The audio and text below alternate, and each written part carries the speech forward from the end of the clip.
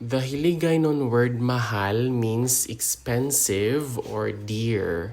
Mahal. Mahal. Mahal ang bugas subong. Mahal ang bugas subong.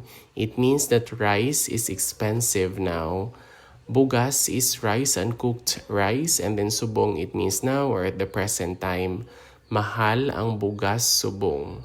Mahal ang bugas subong. Mahal nga sapatos ang iya ginsuksok.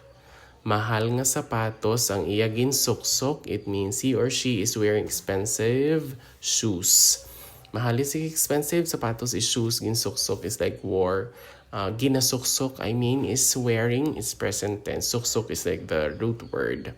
Mahal nga sapatos ang iya ginasuksok. Mahal nga sapatos ang iya ginasuksok. Ang ginsukot nga bayad, mahal kaayo. Ang ginsukot nga bayad, mahal kaayo. It means that the fee that was collected is very expensive.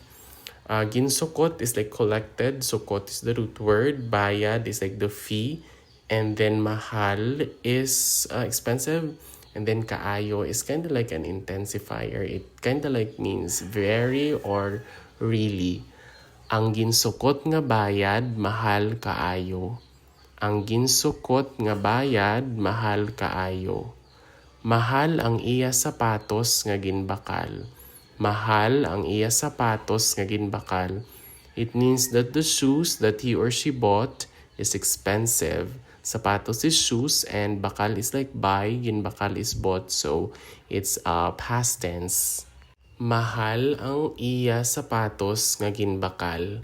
Mahal ang iya sapatos nga ginbakal. Mahal ang bugas subong. Mahal nga sapatos ang iya ginasuksok. Ang ginsukot nga bayad, mahal kaayo. Mahal ang iya sapatos nga ginbakal.